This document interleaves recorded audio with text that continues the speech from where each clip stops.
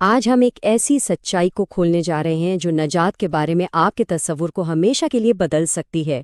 وہ سچائی یہ ہے کہ یسوع مسیح ہی وہ خالق خدا ہیں جنہیں عہد عتیق میں یہوہ کہا گیا ہے، اور یہی شناخت ان کی قربانی کو ایک لامحدود ابدی قدرت عطا کرتی ہے۔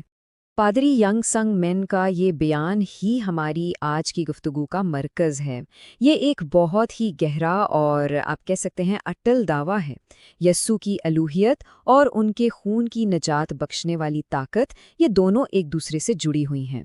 ان کا خون محض کسی انسان کا خون نہیں بلکہ خود خدا کا خون ہے۔ یہ سوال واقعی دل کو دہلا دیتا ہے۔ کیا یہ ممکن ہے کہ صحیفوں میں صدیوں پہلے یہ لکھا جا چکا تھا کہ اسرائیل کا عظیم خدا یہوہ خود ایک غلام کی قیمت پر بیچ دیا جائے گا؟ آئیے ذرا کلام میں اس کا ثبوت دیکھتے ہیں۔ یہاں ذرا غور کیجیے، زکریا نبی کے ذریعے خود یہوہ خدا بات کر رہے ہیں۔ وہ اپنی ہی قیمت لگنے اور ٹھکرائے جانے کی بات کر رہے ہیں، اور قیمت کیا ہے؟ چاندی کے 30 سکے۔ یہ غداری کی وہ قیمت تھی جو براہ راست خدا کے لیے مقرر کی گئی تھی، اور یہ ایک حیران کن پیشین گوئی تھی۔ اور پھر سینکڑوں سال بعد تاریخ کے اس نازک لمحے میں یہ پیشین گوئی حرف بہ حرف پوری ہوئی، جب یہودا اسکریوتی نے اپنے استاد یسوع مسیح کو مذہبی رہنماؤں کے حوالے کرنے کے لیے چاندی کے 30 سکے قبول کیے، تو وہ نادانستگی میں زکریا کی پیشین گوئی کو پورا کر رہا تھا۔ اور دیکھیے، متی کی انجیل اس تعلق پر مہر لگا دیتی ہے۔ وہ اس واقعے کو براہ راست اس پیشین گوئی کی تکمیل قرار دیتی ہے۔ یہ کوئی اتفاق نہیں تھا، بالکل نہیں۔ یہ اس بات کا ثبوت تھا کہ یسوع ہی وہ یہوہ ہیں جن کی قیمت لگائی گئی تھی۔ اب آئیے ذرا کائنات کی ابتدا میں چلتے ہیں، جہاں ایک بہت گہرا راز چھپا ہوا ہے۔ جب خدا نے انسان کو بنانے کا فیصلہ کیا تو اس نے میں نہیں کہا بلکہ ہم کہا۔ یہ ہم کون ہیں؟ یہاں دیکھیے، آؤ ہم انسان کو بنائیں، اور پھر انسان ہم میں سے ایک کی مانند ہو گیا ہے۔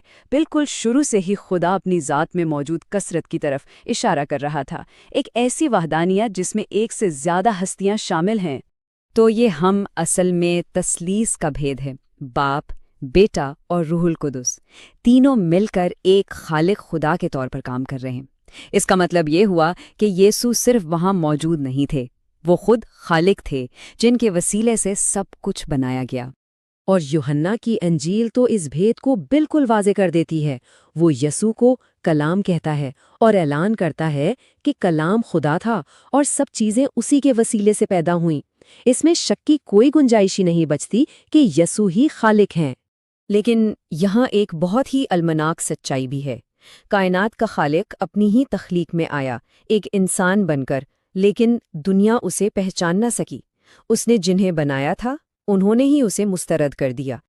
اور اب ہم اس نقطے پر پہنچتے ہیں جہاں سب کچھ بدل جاتا ہے۔ یہ آیت ایک ذہن ہلا دینے والا تصور پیش کرتی ہے، خدا کا اپنا خون۔ یہ کیسے ممکن ہے؟ یہ اس لیے ممکن ہے کہ یسوع جو صلیب پر مرے وہ خود خدا تھے۔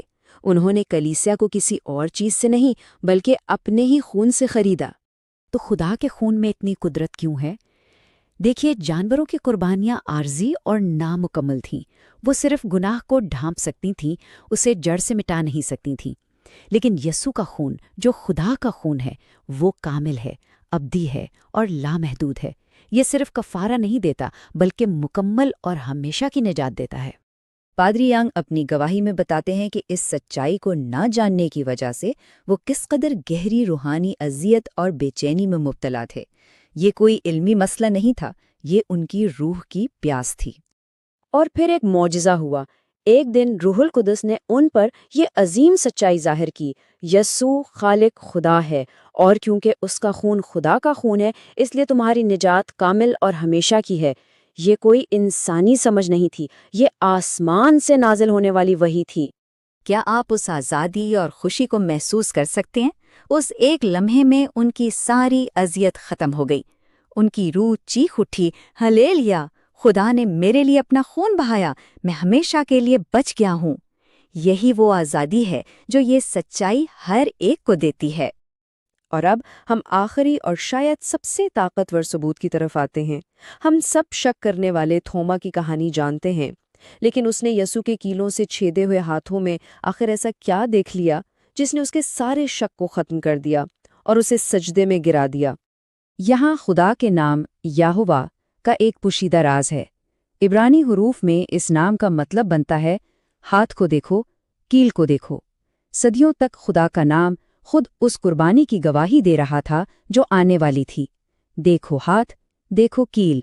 اب توما کے واقعے کو دوبارہ دیکھیے۔ یسوع نے اس سے خاص طور پر کیا کہا؟ میرے ہاتھوں کو دیکھ، وہی ہاتھ جن پر کیلوں کے نشان تھے۔ یسوع اسے صرف اپنے زخم نہیں دکھا رہے تھے، وہ اسے خدا کا نام دکھا رہے تھے۔ اس لمحے توما نے صرف زخم نہیں دیکھے، اس نے یسوع کے جسم پر خدا کے نام کا دستخط دیکھا۔ دیکھو ہاتھ، دیکھو کیل۔ اس نے اپنی آنکھوں سے یہوہ خدا کو دیکھا اور اس کا دل پکار اٹھا، اے میرے خداوند اور میرے خدا۔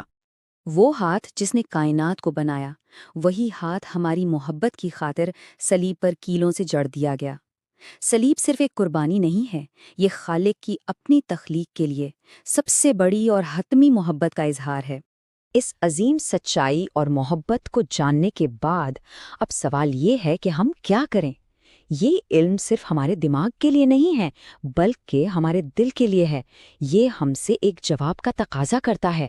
آپ اس محبت کا کیا جواب دیں گے؟ اگر آج آپ اس سچائی کو قبول کرنا چاہتے ہیں تو یہ دعا اپنے دل سے کریں۔ خداوند یسوع، میں مانتا ہوں کہ آپ خالق خدا ہیں۔ میں ایمان لاتا ہوں کہ آپ کا خون خدا کا خون ہے۔ میں ایمان لاتا ہوں کہ میری نجات کامل اور ابدی ہے۔ روح القدس مجھ میں آ اور اس ایمان کو مضبوط کر، مجھ میں رہے، مجھے سکھا اور مجھے قدرت دے۔ آمین، ہلیلویا۔